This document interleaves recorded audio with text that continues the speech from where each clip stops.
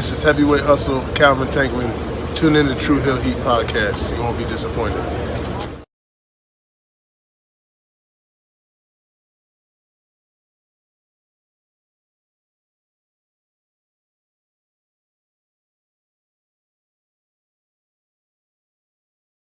What's up, True Hill Heat? True Hill Heat. What's up? True Hill Heat. All hands on me.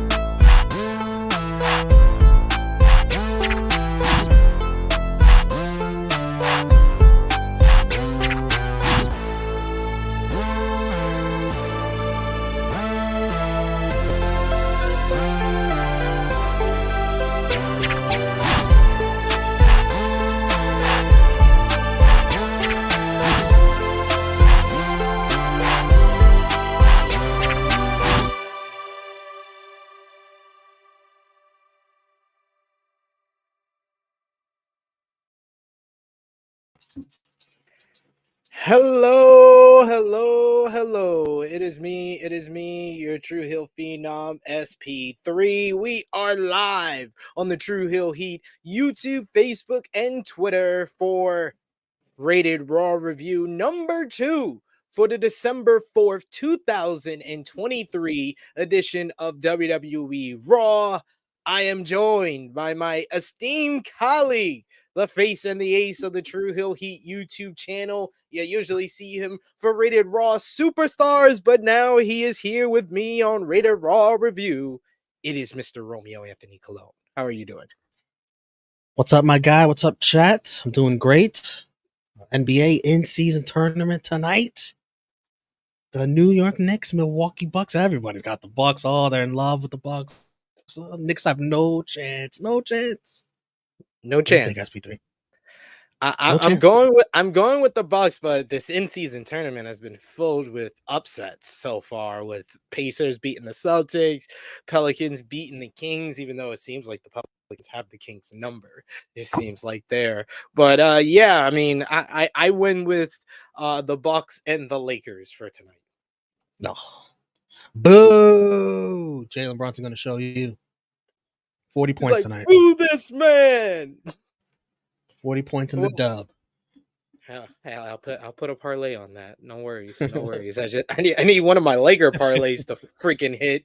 Never freaking hits. I'm gonna stop betting on my own team. But enough of the sports talk. You know what time it is. We are here to discuss some WWE Raw from December 4th, 2023. We appreciate y'all for joining us live here on Rated Raw Review, our second edition of our Raw review here on a Tuesday. Remember to show your appreciation for us being here, like we appreciate y'all. Show that appreciation back. Drop the thumbs up on this video. Share this video with all your wrestling fans, friends, and family on all your favorite social media platforms. If you are new to the True Hill Heat YouTube channel, hit that subscribe button. Hit the bell to stay notified for all the great content here. And of course, sound off in the live chat. We love to hear from all of you. We love to interact with all of you live. So please sound off. We'll highlight as many of the comments as possible. But if you're feeling generous, you could send a super chat donation. Those are so important to what we do here. You give back to the contributors that you usually see on screen here. And in Jimmy Macaram terms, that means we's broke. We need money for, babies and food and all our other means so we can continue doing what we do here.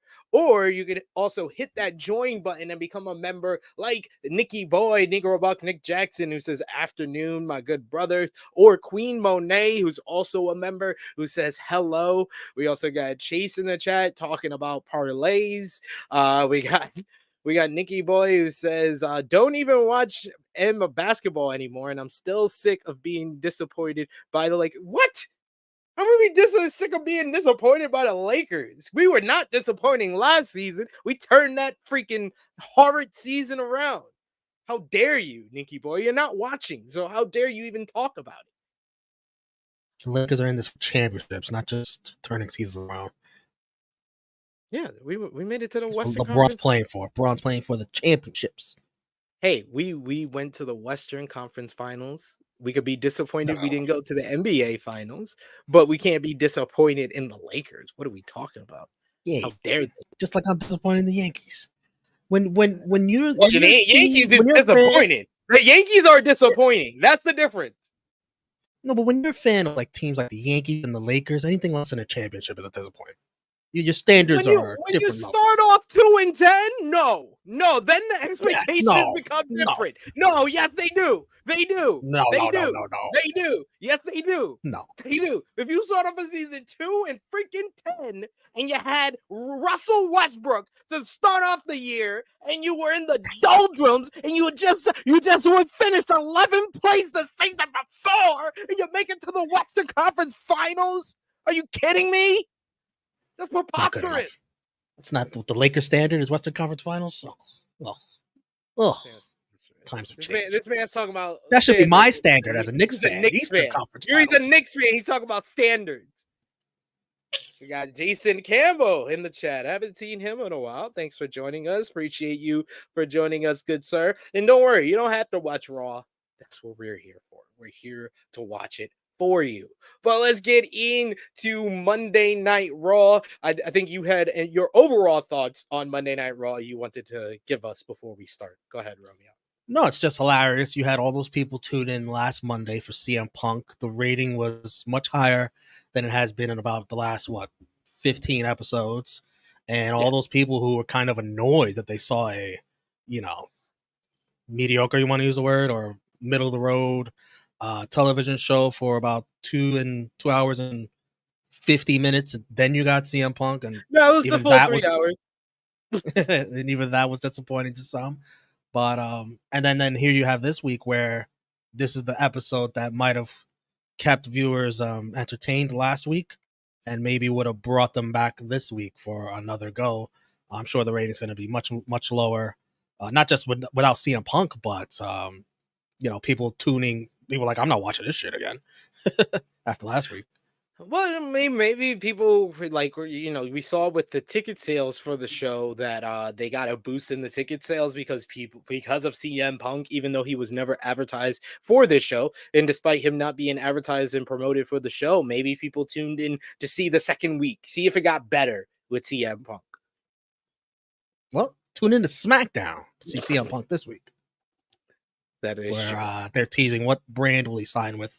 Obviously, Raw, since Orton signed with SmackDown. Yeah, I think it's going to pay off next Monday, though. I think we might get teases. We might see him talking to Nick Aldis, but I don't think Adam Pearce is going to be on SmackDown for the Bidding War segment. I think Nick Aldis will come to Raw next week to do the Bidding War segment.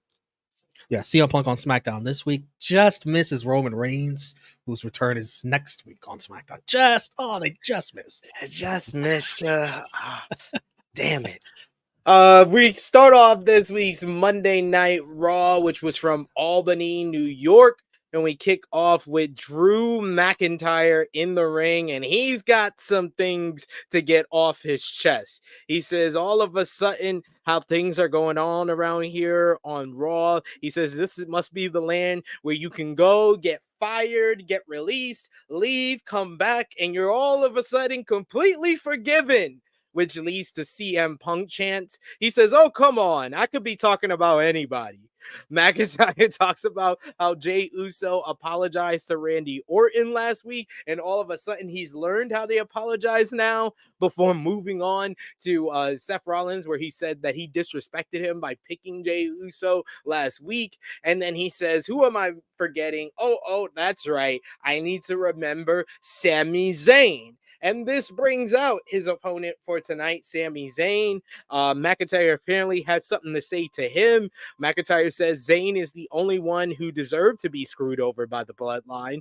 He said he was a part of the team and then screwed him over. So what was he expecting to happen? Zayn says he and McIntyre have a lot in common. And he says that, but actually he thought that, but he says they are actually nothing alike because Zayn turned a loss in front of his family into winning the main event of WrestleMania. And is McIntyre's family going to be proud of him and the way he's been acting as of late? And McIntyre wants a referee to come out to start their matchup, and that leads into our opening contest. But before we get into that, any thoughts on this opening promo between the two men? Lonnie, I thought Drew had a lot of good shit here. Talking about how you could get fired and come back and everything's forgiven. Didn't he get released too? He Yes, didn't talk shit about WWE though when he got released, did he? No, he didn't. He didn't. Yeah, That's the difference. And I love the CM Punk chants, and he's like, I could be talking about anybody. Like, oh, very, very, very coy and sly. I thought he shit on Jey Uso wonderfully. Shit on Sami Zayn wonderfully. I laughed out loud when he said, you deserve to be screwed by the bloodline. Drew was right. Sammy had a family. He screwed them over. He could have stayed in the bloodline if he just followed the directions. Sammy was good in his retorts, bringing up how he got his redemption, made his fan proud. Something Drew hasn't got in his redemption. And it was a great setup for the opening match. Just good follow-up from the backstage segment last week. And what makes Drew's character so great is that, like, if you're a Drew fan, or even if you're not a Drew fan, he isn't talking out of his ass. He makes sense. That's great writing. He's backing it up with great delivery. And that's good television. That's what we look for when we sit down and invest our time and energy and into these storylines. We want stuff to make sense if it can make sense. And it's a follow up from two great WWE characters, which were heels that told the truth about people, but we didn't want to hear them. When I think about that, and I think about this new Drew character, I always think back to Chris Jericho from 2008 through 2010, the Honest Man character, and his feud with Shawn Michaels, and he told the truth about Michaels cheating and having this bad past, but the fans just wanted to cheer Shawn Michaels, so he gave him a valid reason to turn heel. And I also think about CM Punk and his feud with Jeff Hardy, where he was in the right. He's living the straight edge lifestyle. This guy is 2 strikes away, but we didn't want to hear it, and he became this big time heel. And I think that everything Drew's saying about these people, he is speaking the truth regardless of if you like it or not, and that's what's making him a heel right now. Drew is on fire on the microphone, character wise, and that's going to be fun when he could go toe to toe with CM Punk on the microphone, like, because CM Punk could come right back. That'll be fun. Absolutely. But that led us into our opening contest, Sami Zayn versus Drew McIntyre. These two men, no strangers to one another. They even talked about in his promo, Drew McIntyre, that the whole Sami Zayn in the bloodline started off with them facing each other over on SmackDown. They faced about a month ago here on Raw, and they're facing here again in this matchup. And this was, Drew McIntyre overpowering Sami Zayn a couple of times, but Sami kept fighting back. And the littlest spot where was the big difference in this matchup, when Sami is charging up and making his comeback, he does a double axe handle off the second rope and basically sprains his ankle. It became a kind of an ailment to him throughout the matchup, and he did very subtle selling of it throughout the matchup until we had a moment that echoed what Drew said, what happened at Crown Jewel, where he was out outside. He saw his opponent injured, but unlike at Crown Jewel, where he had compassion for Seth Rollins, he didn't have any for Sami Zayn. He chop blocks him in the injured ankle. He then waits for him to get up after the referee chastise him for the dirty move. He waits for Sami to get up. He hits the Claymore to pick up the victory. This got so much time. It got 20 minutes, went through 3 segments, and I thought this was a great match to open up the show. These two guys have developed really good chemistry once again together, and I think this was their best match. And I love Drew McIntyre after the matchup, very subtly going over to the camera, and he just says, "The truth will set you free." And this became kind of the moniker and the title for the Monday Night Raw show, because we would hear that line a couple of times throughout the night. But what did you think about the opener, Drew McIntyre, Sami Zayn? Like I said, an absolute banger to open up things. Sounds like somebody's got a new T-shirt coming out soon. They're working on the design right now. Solid work between two professionals, as you'd expect.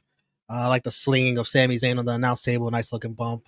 And Drew going after the knee, it's a, in quotes, heel thing to do, but whatever you got to do to get wins in this business. Like, the ref was so mad. This is every babyface Bret Hart match that he ever worked, by the way. Always working the knee to have to set up the sharpshooter. Nobody ever got mad at Bret Hart for attacking the knee. Nah, it wasn't like the dirty chop block. I understand. Like, the Drew McIntyre chop block was more akin to Ric Flair. Ric Flair always, when he attacked the knee, he did it in a heelish way. And this chop block was very much in a heelish way. Oh my God. Then call a penalty, throw a flag like you do in the NFL. Jesus. Foul on the play. That's what he was doing. He was letting him know that was a foul on the play. Is it a disqualification? Then disqualify him.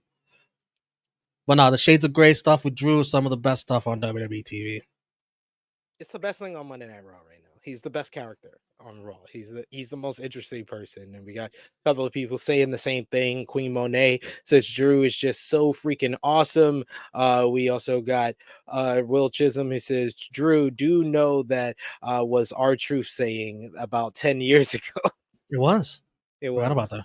It was.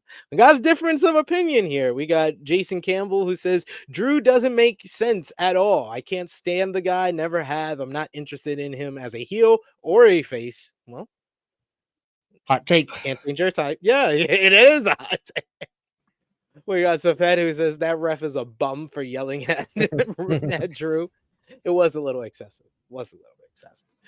We see Shayna Baszler backstage. She tells Brian Saxton that she's ready to hurt Nia Jax again.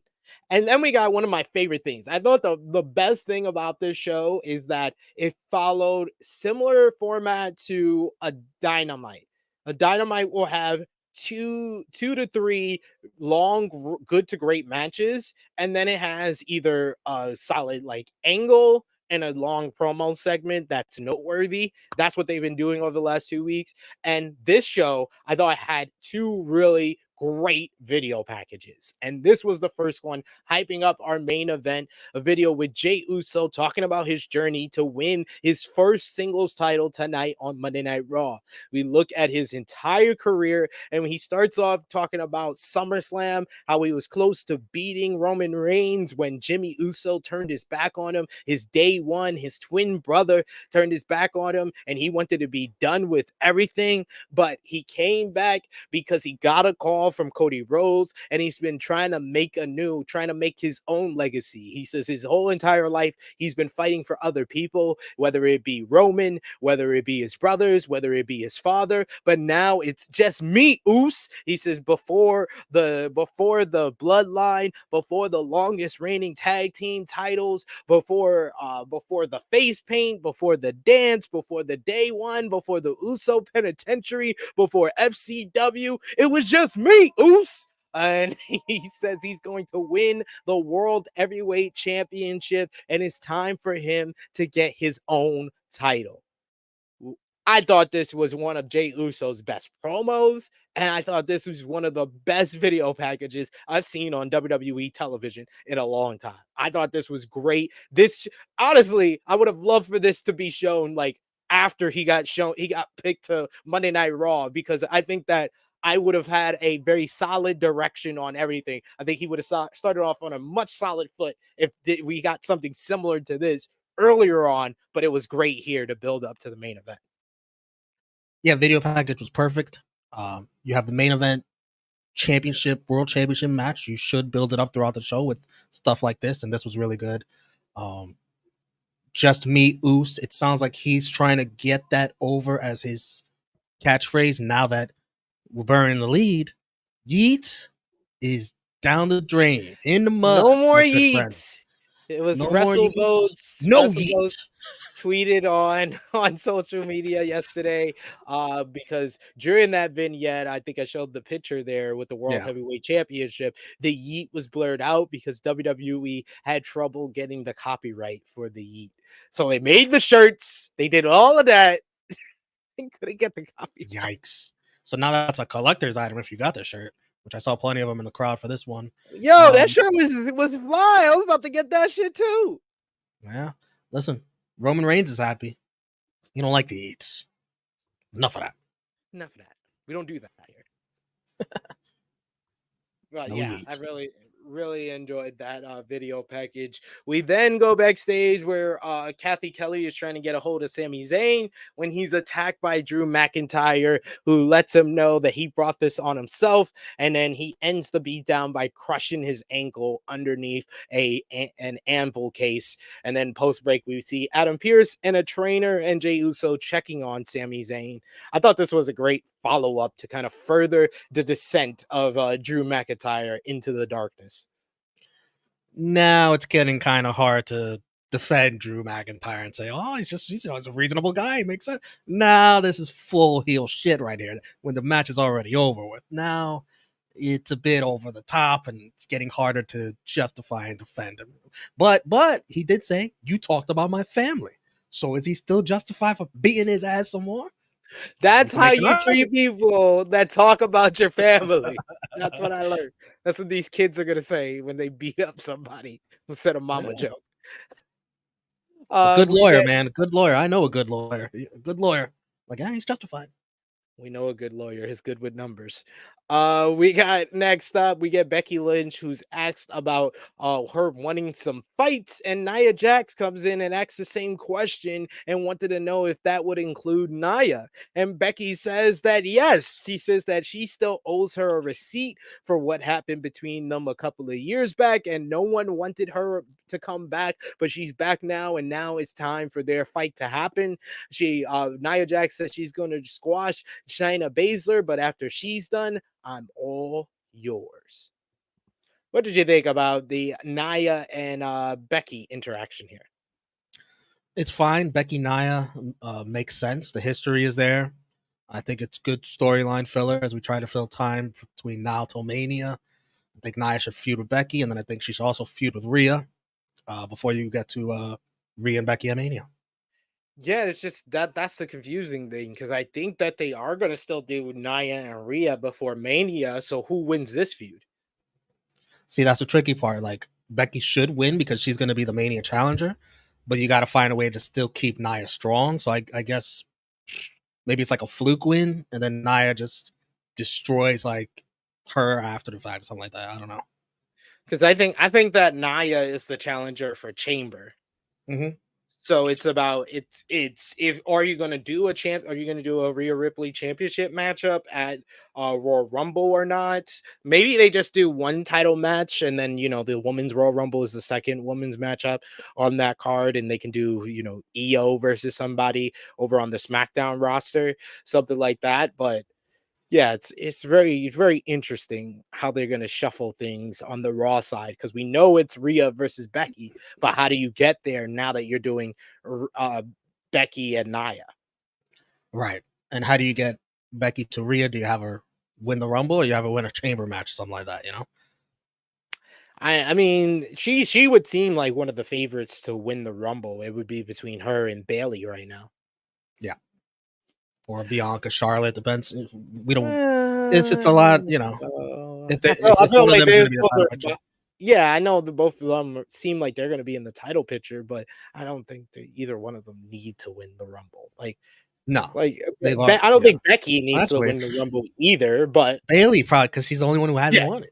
yeah, she's the one that needs it. She needs Yeah. a big win to justify if she's going to be in the championship matchup at WrestleMania. If that's the direction they're going, yeah.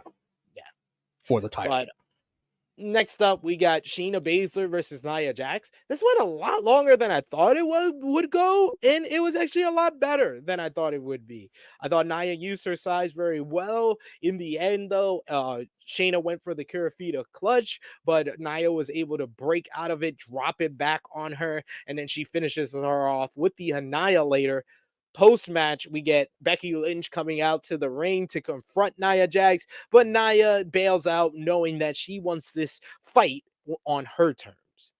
What did you think about Nia Jax and Shayna Baszler? It went 12 minutes, 13 seconds, so got plenty of time. And like I said, I thought it was a lot better than it could have been.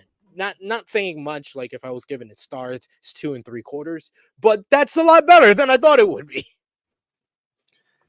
I hate Shayna's music. Oh, it's so generic. Oh, it's so bad. It. It's like so bad. I'm like getting a little bit I'm not as like against Nia Jax's new thing. I feel like I've been softening. Yeah, I've been softening that one. And that one's been around a lot shorter of time than Shayna Baszler's new awful song. I thought Nia running into Shayna's head into the ring post looked and sounded good. The crowd could not get into this, just like Zoe versus Nia. Becky and Rhea seem to be the only. We should mention Shayna got hurt in the matchup on the German suplex spot. Oh, she did? Yeah, Nia landed on her head. Oh, Jesus. Becky and Rhea seem to be the only women on Raw get consistent reactions. I feel bad for Shayna because she's one of the talents that deserves to be over with the crowd. Everything after that suplex, I guess if Shayna was hurt, I thought still the match was still good after that anyways. The crowd just wasn't invested. Not one single Shayna chant, no clapping from the crowd to get her momentum, root for a comeback. Not even a Nia sucks chant or anything like that. Just nothing. And that's bad. That's bad for the women's division. Yeah, I said it. I said it in the comments during Serving Face and Heels. I was like, Triple H is doing a better job since Vince McMahon has been gone, and I think we talked about it as well last week. He just hasn't been doing a good job of getting a lot of these other girls over. Like Becky Lynch is over, Rhea Ripley's over, Damage Control as a unit is over, Charlotte and Bianca is over, but that's it. That's it on this main roster. Out of this main roster of women that you have about 30 women, 5 acts are over. Yeah, and it's wild because you look at the men's division, it's like, it's like many people are over. Abundance of people is over. Like that's why when I'm talking about like where people rank, like we were talking about True Hill Heat Flash It podcast, we were like, God damn, Seth has went from number 2 in this company in the last 2 years. He's all the way back to number 4. And I was like, and I'm not even including the women. Out of the women that I just named, only Becky and Rhea I would put in front of Seth. Sure. Those are complete like the top 5 in the WWE. Like Seth is not even in the top 5 if you include women, because Rhea Ripley and Becky Lynch have proven to be bigger stars than him. But like when you look at the women's division overall, they're devoting a lot of time to it. But are they doing the job that they did with the men's division in getting those women over? I feel like Tegan Nox, if they devote more time to her and allow her to get freaking wins. That's the thing that's missing, because you heard a light Tegan chant where we'll talk about her match later in the chant. There was a light Tegan chant because they've been featuring her more, but they haven't been allowing her to win. That's not going to sustain. That's not going to be sustainable if you don't ever have her win. Correct. But we shall see how everything It goes back to the draft when they stacked SmackDown and Raw was left with, well, here you go. And then, like, the problem with SmackDown is they stacked SmackDown, but then they put everybody in the same feud for the next year. Like Bianca Belair has been feuding with some combination of the current Damage Control for 18 months. Because when she wasn't feuding with the actual Damage Control, she was feuding with the newest member of Damage Control, Asuka. So literally, it's been 18 months of her versus Damage Control. Yeah, her and Bailey go way back. Jesus. Like so redundant. It's like freshen things up. Get some more people over. Use some people. Yeah, Isla Dawn, Alba Fire, Zelina Vega, Michin. You don't use them. Use them to freshen this shit up. Like, goddamn, it's ridiculous. I could use those women on Raw. Yeah. And then shift some of the women from Raw over to SmackDown. Like, it's like trading. You did a trade earlier this year where it kind of just seems you traded Kevin Owens to SmackDown to keep him away from CM Punk anyway. But I'm just saying, like, you got to freshen up this women's division. I think trades would be Yes, very there should be beneficial. trades. There should be trades. Next up, we get a video package recapping the return of CM Punk on Survivor Series, as well as the follow-up on last week's Raw. And we're informed that CM Punk will be live this Friday on SmackDown, tribute to the troops, as well as he will be live next week on Monday Night Raw. So, not much to say there. Next up, backstage, I got stuff to say. I got some stuff to say. Go ahead. Number one, I still think it's ridiculous that WWE has not clipped True Heel Heat's reaction to CM Punk's return. I did. I was waiting for it. I was like, what? Come on. Is it gonna come now? Number two, I thought it was a nice video again with the little baby face music for CM Punk, mixing in the pipe bomb lines from his pipe bomb promo. And number three, CM Punk gets his first of many CM Punk returns graphics, just like the ones Roman Reigns always gets. He's been gone for 2 weeks. 1 week. CM Punk returns. CM Punk returns to Raw next week. We got here in the chat, Queen Monet saying, I knew she wouldn't win, but I'm sad Shayna lost because I wanted to see her feud with Rhea. It looked like we were going to get that after like SummerSlam this year, and they just never did that. They never invested in Shayna Baszler after Ronda left. Yeah, which is weird because I thought Triple H always liked Shayna going back to NXT. Facts.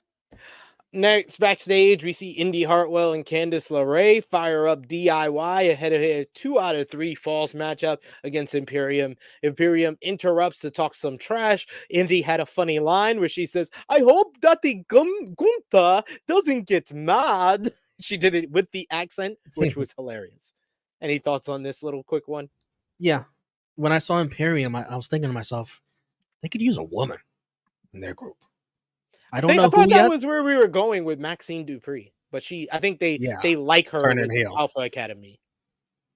Yeah, which I can't say isn't wrong either, but they need someone. That'd be nice. A nice little mix to Imperium.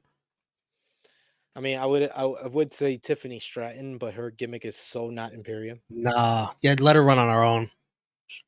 So not Imperium. She can never do this. Tits would be out too far.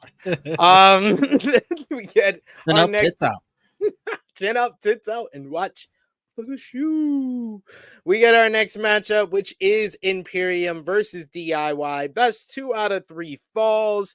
We get a very fast open to the matchup. We get a very fast running crossbody by Giovanni Vinci, who was looking very good early on in this one. A rather cocky Kaiser comes back in with an armbar. Our early pinfall, our first fall, happens about 4 minutes into the matchup as DIY was looking for meat in the middle when Giovanni Vinci broke it up, allowing Kaiser to roll up Ciampa with a handful of tights to get the win.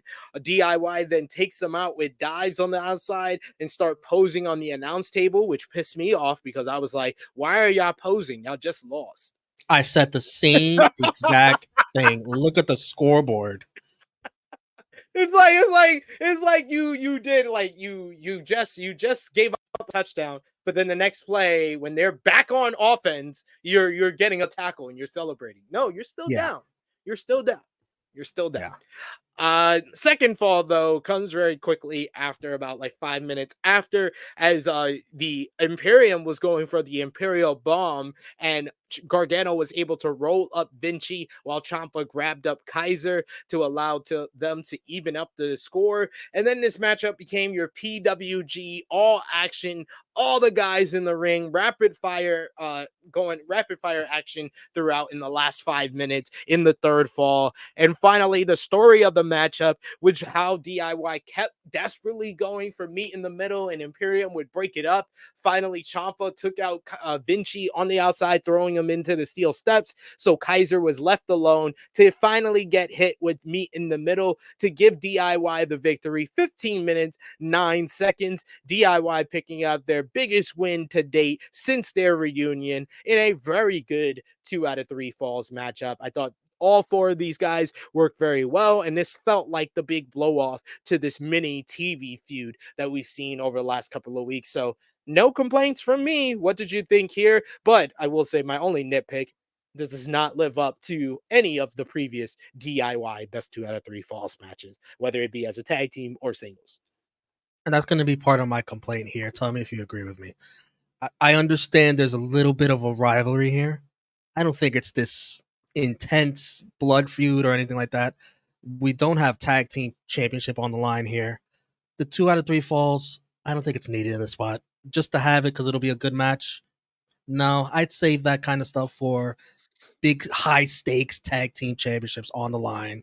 Like that's, main event stuff of a Raw or on a pay-per-view, stuff like that. Not here. You agree? Or am I That's being fair. too picky? No, I wouldn't. I would not say that they built to this very well because I think this is what their second tag team matchup, and the first one DIY won. So it was like, why did they even need this to be did they need to beat them 2 more times to prove they were better? If they had done DIY wins and then Imperium wins the tag team Yes. matchup, then I feel that it's appropriate. But what they did do here is they did GI wins the tag team match.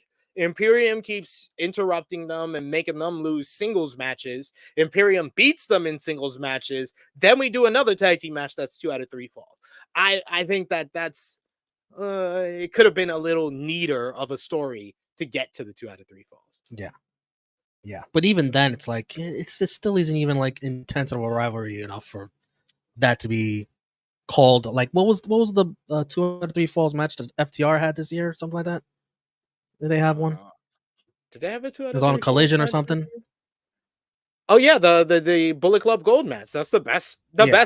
the greatest tag team match I've seen on TV ever. Like, if you don't have those kind of like that kind of heat stakes, like then don't. But that being said, this was a good match once I got to the third fall. Business picked up.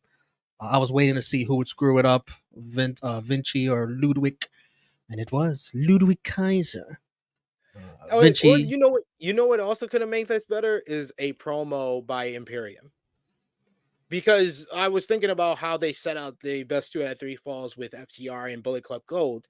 It was Bullet Club Gold won a 30-minute tag team matchup one week, and then they challenged FTR because it was an eliminator matchup, so they earned the opportunity. And they said they wanted to prove they were better than them, so they're going to beat them at their game, a 2 out of 3 falls matchup.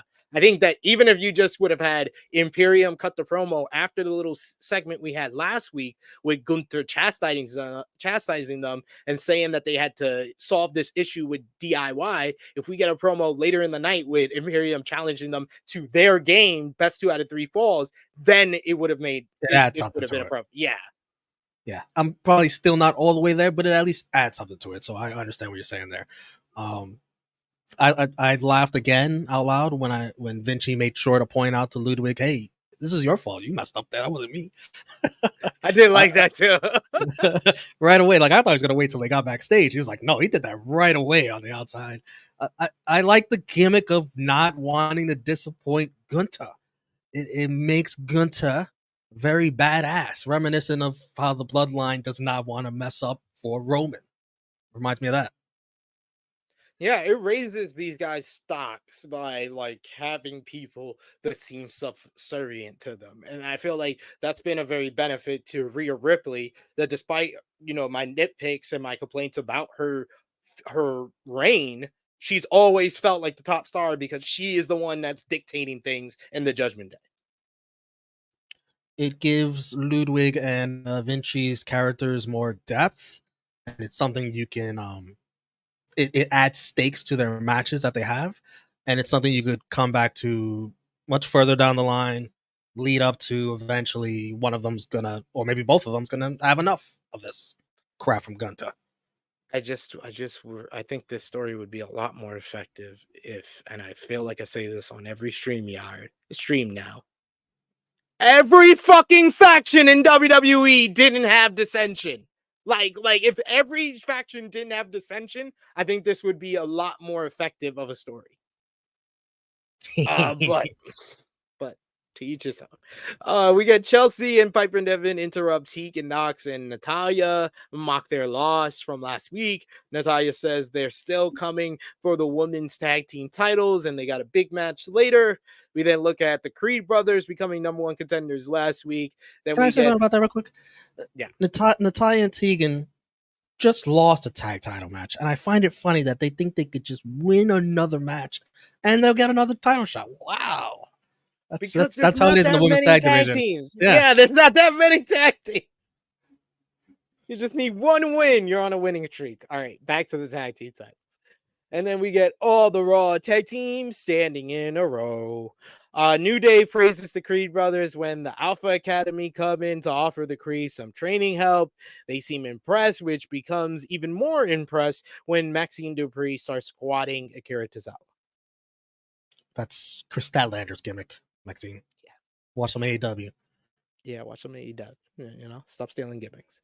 And then we get the better of these backstage segments as Judgment Day come into the Judgment Den.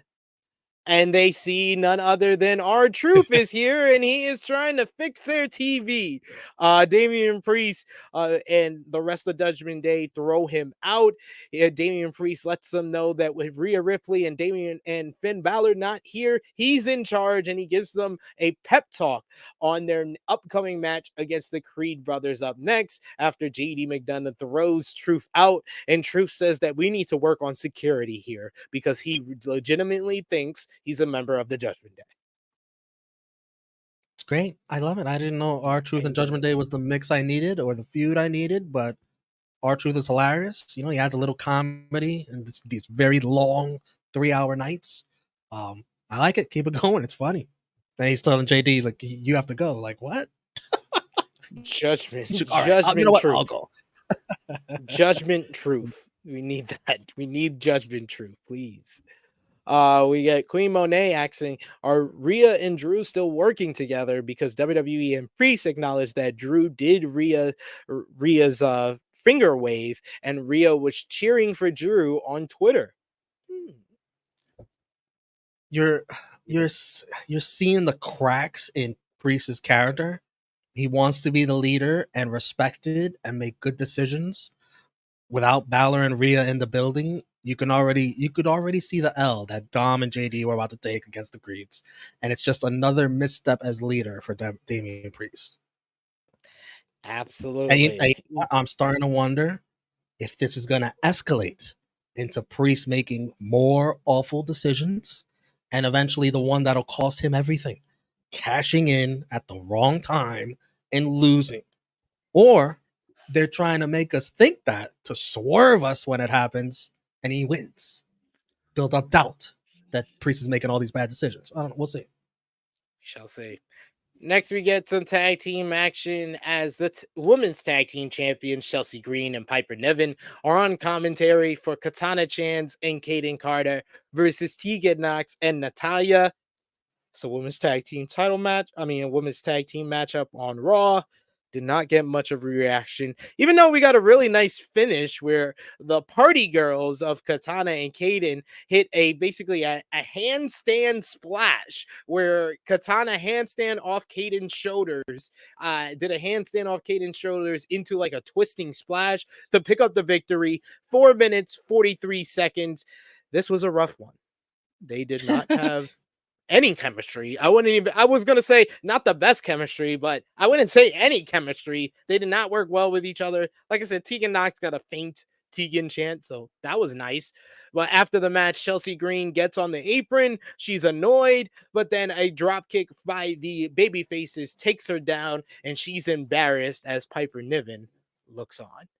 Any thoughts on this tag team matchup? And Katana and Kaden, it looked like with that segment earlier in the night that it was going to go back to Natalia and Tegan, but we've quickly changed directions to Katana and Kaden.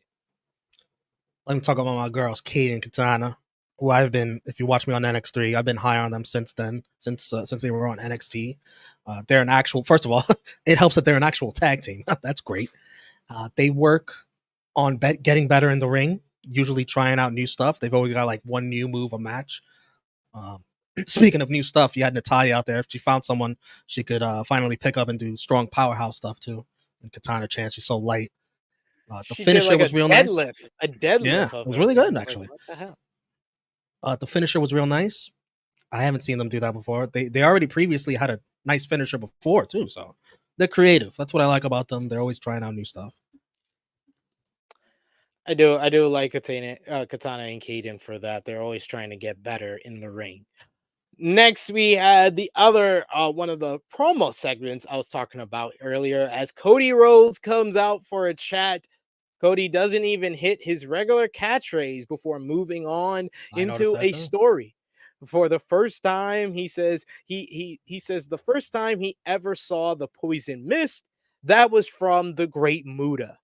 And now he has experienced it firsthand from Shinsuke Nakamura.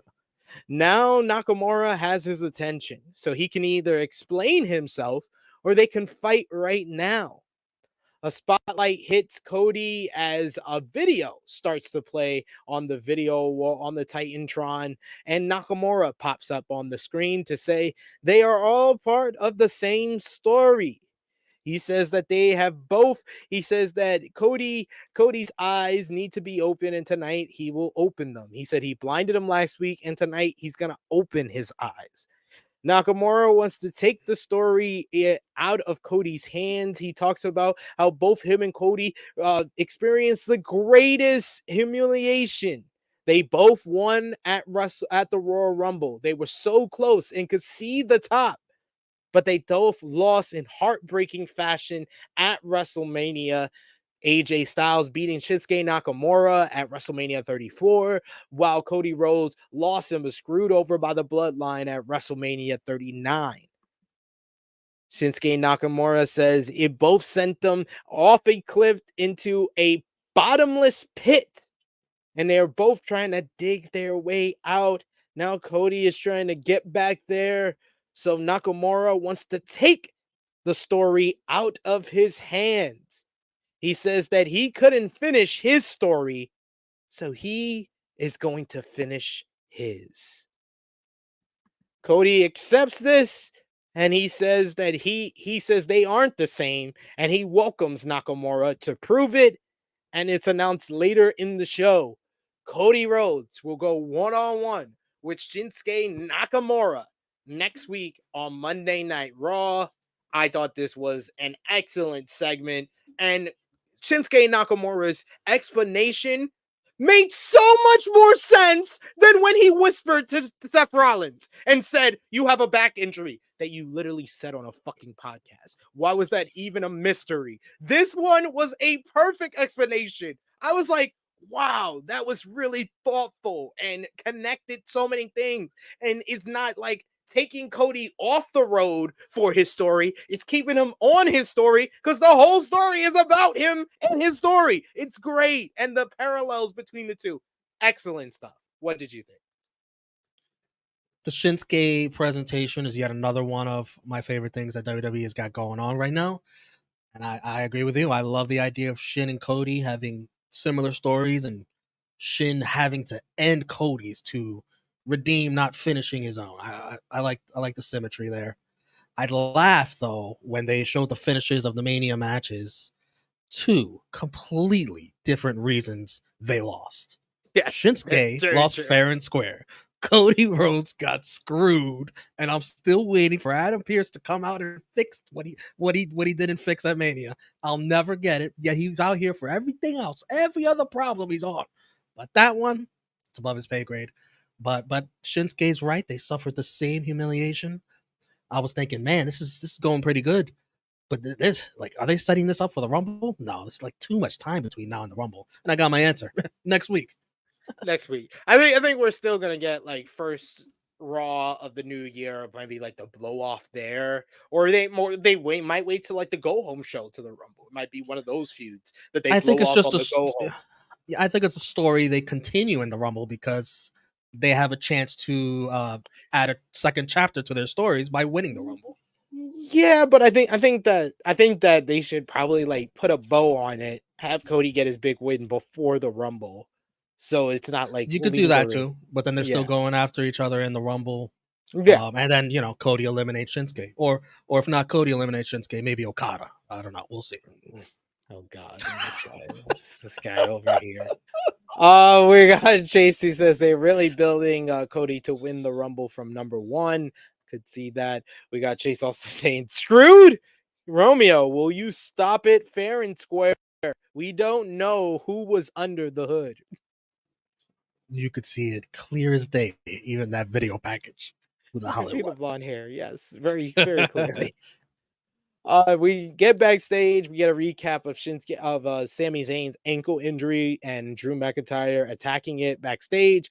We see Jey Uso come in to see Adam Pearce, who has no updates on Zayn. He's fired up for a title shot. He leaves, and then Gunther comes in for a chat to find out who's going to be the next contender for the Intercontinental Championship. I'm intrigued who that is, whoever that is. I have no idea. How they're going to determine that, we'll see. Next up, we get the Judgment Day Job Squad of Dominic Mysterio and JD McDonough going up against the Creed brothers, Julius Creed, Brutus Creed, and Julius Creed was just a standout in this one. We had R-Truth at ringside. Julius comes in with the hot tag, starts hitting suplex after suplex after suplex after suplex. It just is so awesome how he does those suplex into the kip up and just smoothly into a next suplex.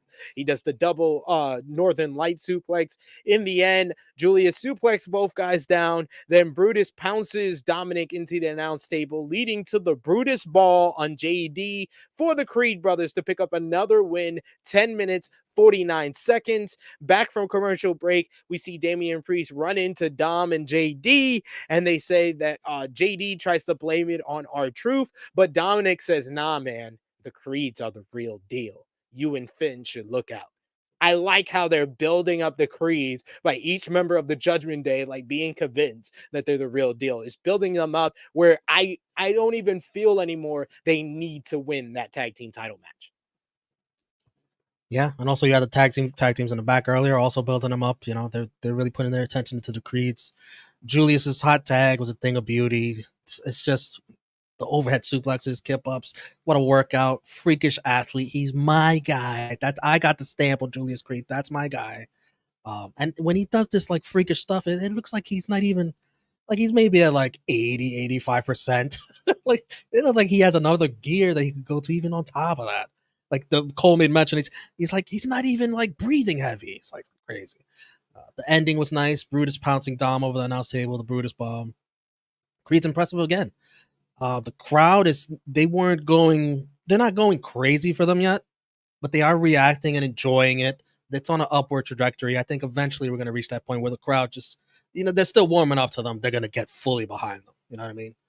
They're doing the right thing. They're actually having them win.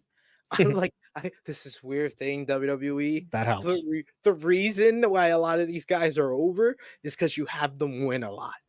Rhea, Gunther, Cody, Roman, even Jey Uso. He doesn't win too much as a singles now, but he won so much as a tag team that when he became a singles, it was easy for him to be over. Yep, I hope that's a strategy for our guy Julius. JD trying to blame R-Truth. I thought that was funny. Uncalled for. Priest was nice. He was nice to Dom and JD losing out there. Gunther, Roman Reigns, they'd never accept that kind of shit as a leader. Never. We go backstage. We first we get a clip of Randy Orton choosing to sign with Friday Night SmackDown from SmackDown last week, and then Adam Pearce approaches World Heavyweight Champion Seth Rollins, and he lets him know that CM Punk is invited to Raw next week, and Pearce has the intention of signing him to an exclusive contract. Rollins laughs at most of this and tells him that he's fine with it. He says when everything blows up in his face, he'll be there like he always is. He says, but for now, he has to get ready for Jey Uso, which brings in Jey Uso, who says that he's winning the title tonight. Uso and Rollins threaten each other before showing a little bit of respect. What did you think about Pearce inviting Punk to next week's Raw and the little more of sowing the seeds of the CM Punk Seth Rollins feud? It's a good hook for next week. And I love Seth, man. This is beautiful writing once again. Seth using the warnings that the internet's been using at WWE. It's going to blow up in your face. He's going to show his true colors. He's the same guy he always is. It's great. It's great. It's smart. It is very smart. All right. And then finally, it was the main event. Guys, we've been talking for about 55 minutes, so you know what time it is. It's time for me to call y'all out. We would appreciate it if one of y'all, any of y'all, send a super chat donation. It always helps out. It goes to each and every one of the contributors that you see on screen. It helps us to do these great thumbnails that you see that Romeo all put together. All of that goes back to what we do here. So if you appreciate what we do, send any dollar amount, $1, $2, it doesn't matter. We will highlight your comment on screen. And like I said, it helps the channel grow and it's so important to what we do here each and every day on the True Hill Heat YouTube channel. But finally, the World Heavyweight Championship was up for grabs. Seth freaking Rollins defending against main event Jey Uso. Both guys getting a great response from the crowd, but it became very clear this crowd was a Jey Uso crowd. They wanted Jey Uso to win, and it really, really got things going late stages of this matchup. The match will get going, and we had like a feeling out process. We get an early stomp attempt, misses for Rollins. Uso tries to roll him up for 2. Then we get an early break. Back from break, Rollins is hammering away. It's a moonsault for a 2 count. At that point, the fans start chanting CM Punk, and when we get Punk chants throughout this matchup for some reason, I don't know. We get a pop-up net breaker by Jey Uso, which gets a 2 count. Rollins loads him up and hits a buckle bomb. But he gets DDT in response by Uso. Back again with Rollins hitting a dive to the outside, only to have Uso fight back and hit his own dive. They get back inside where we hit stereo, cross bodies. They're double down in the middle of the ring. We get a slugfest between the two guys, which Jey Uso wins, starts doing his rock punches, the spit in the hand. Then we get them fighting on the apron with Seth is backdropped on the apron to that lower back, which he never fucking sells, ladies and gentlemen. I just want to make this clear. Like, if y'all gonna call out the fact that Charlotte Flair don't take bumps, y'all better call out the fact that Seth Rollins never sells this intro back that he always talks about. Just want to make that clear. Jay goes for the big splash, but Rollins comes back. He hits a sling blade and hits a big frog splash for a 2. Uso comes back. He hits a big super kick, followed by the Uso splash, but he only gets a near fall, the first of the really, really great near falls we got late stages of this matchup. Seth would come back. He hits a big superplex into the Falcon Arrow. He gets another 2 count. He goes for the stomp, but he misses, and then Uso hits the spear and only gets a 2. Great near fall on that one. We get Jay going for the super kicks. He hits 1. He goes for another, but Rollins catches him, hits a buckle bomb. Uso comes back, hits another spear, hits another Uso splash for an even better near fall. The fans were on their feet at that point. Jay goes for a 3rd spear, but that's countered into the pedigree. And then Seth follows up with the stomp to pick up the win and retain the World Heavyweight Championship. 23 minutes of an absolute big time, tremendous main event championship bout. I thought both guys were cooking and just delivered the drama, especially towards the final stretch, which was the highlight of this matchup.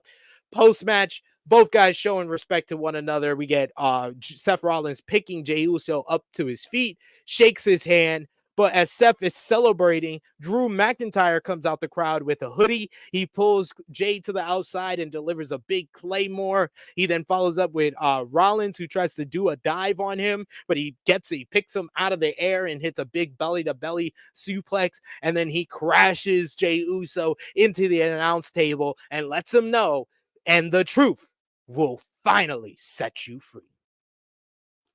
What did you think about this main event matchup and the post match with Drew McIntyre? They made mention that this was to the date 14 years ago, Umaga's death. Jey Uso dedicated the match to him in his memory. Wow, it's crazy. 14 years ago, crazy. It's crazy. This felt like the loudest the crowd had been all night. And definitely for Jey Uso. The yeets, they'll never go away with the yeet punches. The yeets will always be here to stay in some form or fashion. I'm happy about that. Yeet. Great match. I never bought seriously into Jey Uso winning the title, but Cole on commentary did his best to sell how much it meant and how important the stakes were. The crowd definitely bought into it on the second Uso splash, so that's a W. Very super Saiyan of Seth to kick out of a second Uso splash. I was like, God, that's what made the finish kind of deflating for me, because I was like, this motherfucker kicked out of your finish twice and he hits one of his and it's over. The final spear into a pedigree is something Seth has done to Roman before, so I thought that was nice symmetry, nice callback. All the history that Seth and Roman have, getting his cousin the same way he always got Roman is just a nice touch. Obviously not anytime soon, but I'd love to see this ran back on a more serious stage where maybe I can buy into Jey Uso winning a lot more. The Drew attack after, great. Drew's running wild on Raw. He's snapped. It's awesome. It's fun to watch. He's coming after all these baby faces now. He's unhinged. It's great. The truth will set you free. He said it again. I love it. Drew is the man on Raw right now. He is. He's the most interesting character, the most intriguing character, most compelling character on Monday Night Raw right now. And it's kind of like, do you really need CM Punk? I mean, I'm just saying. Drew He's in the McIntyre driver's feels seat because he's the top heel. And you got all these baby faces lined up in front of him. He's in the driver's seat. That's the seat you want to be in if you're a top heel. Yeah, like the seat you want to be in is when you have all these over baby faces, is when you have a heel that's equally as compelling, and they finally have that on Monday Night Raw. They had that in the unit of the Judgment Day, but the Judgment Day didn't have that one guy because they completely have botched making Finn Balor a main event star. They're still building up Damian Priest. They still need to build up Dominic Mysterio. He has that potential. They needed a guy who was ready-made for that spot, and now they have it in Drew. You can absolutely justify Drew being world champion right now, but yeah, the story is already mapped out. It's already written. We already know where this title's going, and unfortunately for Drew, even though he's as on fire as he is right now, it can't translate to a championship anytime soon within the next 4, 5, 6 months, something like that. Yeah, unfortunately. So we know right now, Drew, it seems like we're gonna be like the World Heavyweight Championship picture. Maybe for like Royal Rumble, we do maybe a 3-way with Drew, Jey, and Seth, or they do Seth and Drew again. Where do you see Drew being at for Mania? Because he's like one guy that it seems like he's so important right now, but I'm like thinking about 3 months from now, he doesn't have that one person that I'm just like, oh, that's the person to verse Drew at Mania. Nothing. Unless this was a write-off for Sammy, and then Sammy's gonna come back and be that guy. Does Sammy need to take time off for a real injury? Something like that? I don't even know. Whenever they do stuff like this, it always seems like it's for the injury. Last time I saw something like this was when they took out Kevin Owens, and he had like a month off. Sammy comes back at the Rumble or something? Could see that. Eliminates Drew? Sammy and Drew at Mania? I don't know. Could see that. They delivered a great matchup on this show, so they did. tough to We say. shall see. We shall see. Mania is so far away. Like it's tough to see. Let us know in the comments who you think Drew McIntyre will face at WrestleMania. I want to hear what you guys have to say. We got You Queen think they're Monet doing? You think they're doing one big chamber match for the title? what Perth. at Perth? For the World Heavyweight Championship, I can see that. I can also see whoever's going to go. I could see Punk winning the Rumble and then them doing the chamber match for who's going to verse Roman. Right. True. Yeah. That's if you had Punk win the Rumble. Yeah. Yeah, I could see that. I could see either of those scenarios. We got Jason Campbell in the chat who says, I just want to make this clear. I'm pulling for CM Punk versus Trash Rollins. Okay. It'll be a civil war. Everyone will root for their favorite. Of course. Frantic World saying, what's up, SP3 Romeo in chat? Thanks for joining us, Frantic. We got Chase who says Jey Uso for sure has a chance to be a solid single star for the WWE. 100% he is. This was arguably his best match since the original Roman series in 2020. He's got it all, man. You could make a strong storyline for when he ascends and wins that title, just like you could do it for Cody Rhodes, just like you could do it for Sami Zayn. So yeah, they got three baby faces on one brand alone that are gonna have pushes to that title, that story. Kervin saying, cool for Drew McIntyre, but if you turn somebody heel, that person needs to win. I wouldn't say that. He just needs to have something interesting going on for him to do. And I don't think they're doing a good job of that right now. We got Chase who says Punk versus Rollins they can do without the world title if they like. No, they can't. It has to be for a world title for them to be the main event. They can do that matchup and have an entertaining feud without the title, but they're not main eventing a WrestleMania without a world title. Yeah, but it could still be Punk versus Austin. You can't throw that out the cards too. Yeah, that's what I'm saying. I'm saying. I'm talking about. I'm not saying CM Punk needs the world title to main event a WrestleMania. I'm saying that Seth Rollins needs this world title to main event with CM Punk. Yeah, they're not gonna. Yeah, it's gonna be Punk and Rollins. If it's gonna be Punk and Rollins, it's for the title. We got Kervin in the chat who says Jey Uso versus Drew McIntyre more interesting for WrestleMania 40 over Jimmy and versus Jey. They've done that matchup of Drew versus Jey a lot though. They've done it now twice. We seem like we're heading toward a third one they're going to do on TV. You then are going to wait 3 months and then do a blow off at WrestleMania 40. That seems like too long for something that has strictly been a TV program. Yeah, that'll be resolved way before then. We're getting Jimmy and Jey. No if, buts, anything about it. Yeah, like the people that I think of for like Drew would be someone like Randy Orton, but that's another matchup that I feel like they've done a lot. They did a lot during the pandemic. Give them a big stage to do it in front of a live crowd. That might be nice. And he's a big baby face that he can verse. But like there's no one that like jumps out like, Brock Lesnar. I saw somebody in the site say Drew and Lesnar again. I feel like Brock Lesnar is a better option for like Solo Sikoa and where he's going. Oh, yeah. That'd be interesting. Yeah, I feel like that's a better direction for him. If especially if Cena's not coming back to verse Solo, then it should be probably Brock and Solo. But Drew is kind of in an interesting place where I don't have the person like off the top of my head. I immediately think, oh, that's the person to verse Drew. If the IC champion was a babyface, that'd be a spot, but no, it's not. It's good. No, it's not. Even though they got that rivalry, but. And then really all the top baby faces already have something. Jey has Jimmy. Cody has Roman. LA Knight has Logan Paul. Sammy doesn't have anyone, so that's what I said. Like that's an option. The only guy. Yeah. We shall see. Queen Monet, thank you so much.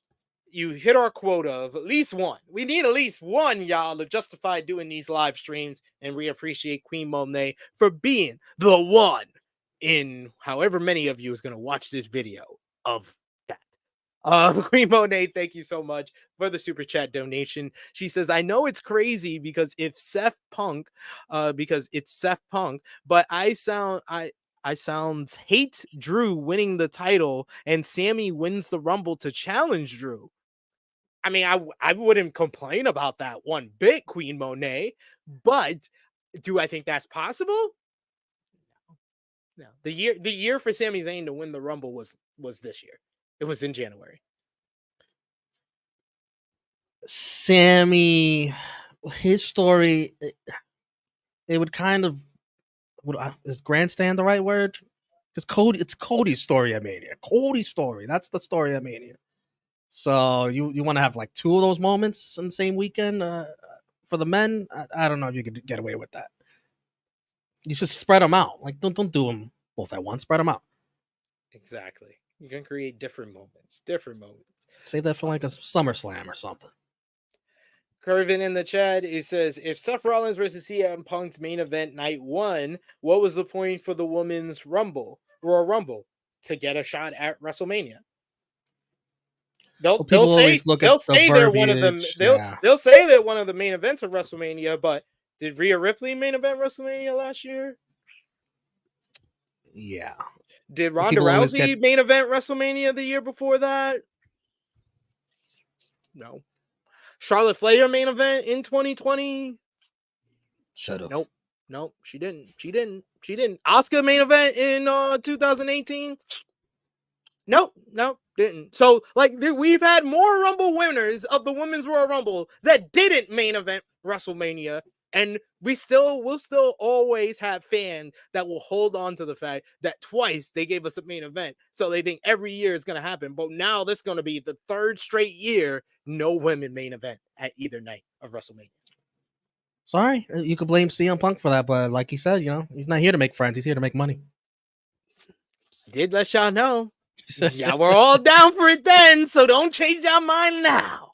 But that brings us to a close on a Rated Raw review number 2. Let us know in the live chat. It's your job for y'all to say your match of the night. MVP, LVP. Let us know whether you gave the show a thumbs up, thumbs down, thumbs in the middle, and out of 10, what did you give the show? For me and Romeo, for the December 4th, 2023 edition of Monday Night Raw. 3, 2, 1. Thumbs up across the board from each of us. An upgrade from last week's show. Romeo, out of 10, what did you give the show? 8. I'm going to go with an 8 out of 10 as well. Great main event, great opener, really good video packages in between, and some solid wrestling in between as well. Can't complain about this show. We should have got this damn show last week. Yes. I think the crowd was a little lame, though. Albany. Sorry. Yeah, the crowd was a little. It was Albany. It's Albany. It's like broke, the people who want to live cheap from New York live in Albany. Jesus. Just saying. What was your match of the night? I'll go with the main event. Jey and Seth. I'm going to also go with the main event. Honorable mention to the opener with Sammy and Drew. My MVP for the show, I'm going to go with Drew McIntyre. Easily. He's the star of the show. This is a Drew episode, Drew-centric. But honorable mention to Shinsuke. I like what he's doing with his character. Shinsuke, yeah. If he had more than just a vignette, like he attacked Cody again, I maybe would have included him as an honorable mention as well. LVP for the show, Romeo.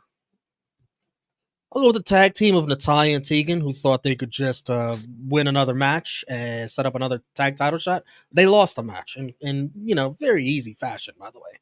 So Natalya keeps trying to hitch her wagon to the next up and coming star, and it's not working every single time. So yeah, I gotta agree with you. It's Natalya and Tegan. Sadly, they thought they were gonna just get one win and get back to the titles. Get your ass to the back of the line. Get your ass to the back of the line.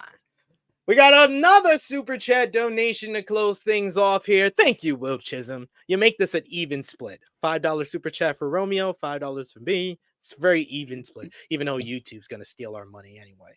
But yes, thank you, Will Chisholm. Appreciate the love, the support, always with these super chat donations. Always say how important they are to us. And Will Chisholm is one of our best supporters. He says, "This is a good show, but I need one of you to play the role of Jimmy and say something messed up." Listen, a lot of the terrible stuff I say, I usually say it in the evening, not at this time of the day when I'm sober. So I don't know if you get that out of me when it's needed, probably, but I don't think it's needed with this show, this episode of Raw. Sometimes there's episodes of where Jimmy is on his best behavior and nothing goes on. You don't get a single disclaimer. So this might be just one of those cases. Yeah, like you. What is there to really be mad or upset about this episode? Really? Yeah, like you got mad and upset us last week when we got a mediocre filler show. Like we were a little bit angrier, and this is the first person that I've been on air on this channel in the past week that didn't say anything messed up, didn't say that legs were the staircase to the booty, and didn't fall asleep. So bravo to Romeo for that. I think go back and watch Collision Discourse, and you want something messed up. I didn't fall asleep, not once. I didn't doze off. I think that's enough for a week. What happened in that review? That's enough for the week. We went viral. We got a new Patreon backer because you put that clip up. So people are loving that clip. I posted it. Go check out the reviews. Also, it's a first for True Heel Heat. True Heel Sleep, as Josh said. True Heel Sleep, one of Josh's best memes out there. Yes. But yeah, go out of your way. Follow Romeo for Romeo Anthony on the Twitter, the Instagrams, everywhere. You can check him out. Always one of the great social media accounts you need to follow. Also follow the True Heel Heat social media, Facebook, Twitter, Instagram, TikTok. If you want to support us, best place to do it when we're not here live with a super chat, you can send us some of your support at patreon.com/True Heel Heat. You get exclusive content like right now. You can check out Hardcore Rewind #2 with Chris G. And you can also be a part of the True Heel Heat Prediction Championship, which I believe is going to end with World's End. Right, Romeo? Sounds about right. This season. And go support us also prowrestlingtees.com/True Heels and foryourwear.com/True-Heel-Heat, where you can get your True Heel Heat exclusive merchandise right now. And check out all the great content we got on the channel right now. Like he said, Collision Discourse #16 with Sleepy Guy JJ and myself reviewing this past Saturday's Collision. Check out the True Heel Heat Flash It podcast 253 with myself, Seth E. Niangi of Wrestle Talk, Alex McCarthy of Daily Mail, Chris. We had True Draw Josh and Miss Chrissy Love talking about this week in professional wrestling with all the CM Punk drama after returning to WWE. And of course, check out the ladies of Servant Face in Heels, #32, talking about the latest in women's wrestling. But thank you so much to Romeo. Thank you so much to everyone in the chat. Hopefully, we'll be back here next week to talk about Raw. But until then, let me just read something real quick. You guys in the chat, 67% of you gave Raw a thumbs up, 28% thumbs in the middle, 6% thumbs down. There we go. Thumbs up are the victor this week. We seem on the same page. And you guys seem to like Rated Raw Review. So let us know if you're watching us on demand what you think about Rated Raw Review. Do you want it to stay in the new year? You let us know with your support, with the thumbs up, and with the comments down below. But for Romeo, it is me, your True Heel Phenom, SP3. This has been Rated Raw Review #2. And the truth will set you free. Reviewing December 4th, 2023 edition of Monday Night Raw. We are signing off until next time.